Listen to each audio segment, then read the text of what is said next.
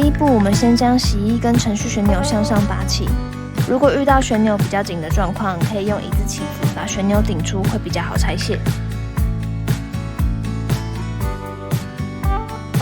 机械背盖上的3颗螺丝卸除之后，我们用手向下抽取背板，就可以把背板取下。拆开背盖之后，我们用剪钳剪开电线上的束线带，取下塑胶套。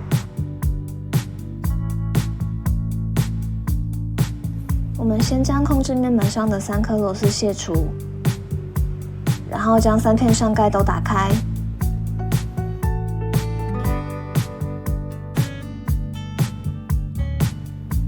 控制面板靠近上盖的地方有几个卡榫，我们使用螺丝起子对准卡榫轻敲，就可以将控制面板拆卸下来。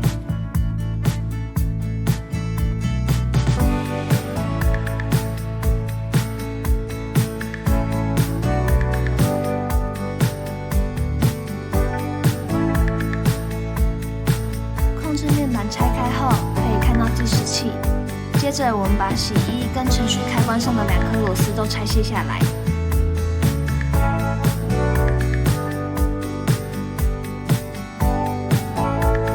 取下后，我们会看到程序开关上有3个接头。使用尖嘴钳夹住铁片上的凹洞部分往外拉，就可以顺利拆下接头。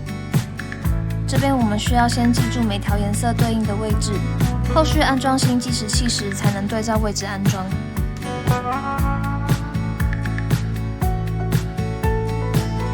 下一步，我们把旧的计时器移到旁边，并将电线塞入电线的走位孔内。接着需要找到旧计时器的3条电线，并按照对应的颜色重新接上新计时器的电线。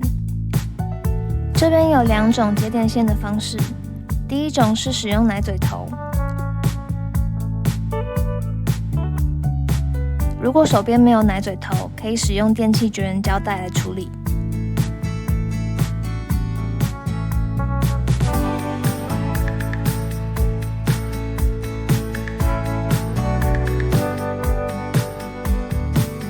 3条电线都接好后，我们把刚刚程序开关上的3个接头，按照原先位置接回程序开关上，然后就可以将程序开关及洗衣计时器复位。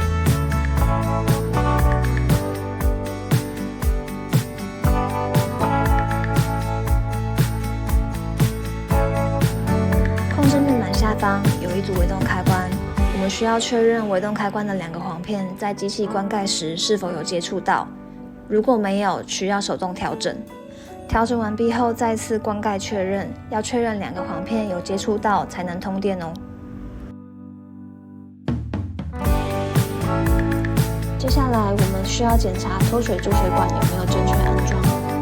洗衣槽的注水管部分，我们要确认水管是否有放入孔洞内。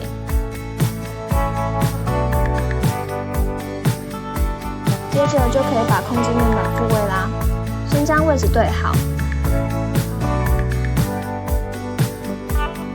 然后轻敲面板固定卡榫，最后锁上螺丝就完成喽。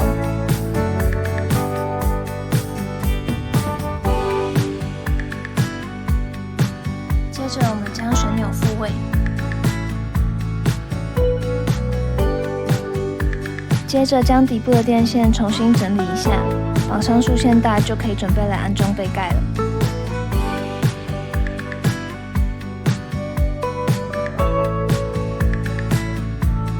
背盖时，先将左右2边的卡榫对准机身预留的缺口，接着向上提起，直到背盖上方卡榫也卡进机身，最后锁上螺丝就完成啦。以上就是这次的洗衣计时器更换教学，如果有任何问题，都可以拨打保固书上的客服电话询问报修哦。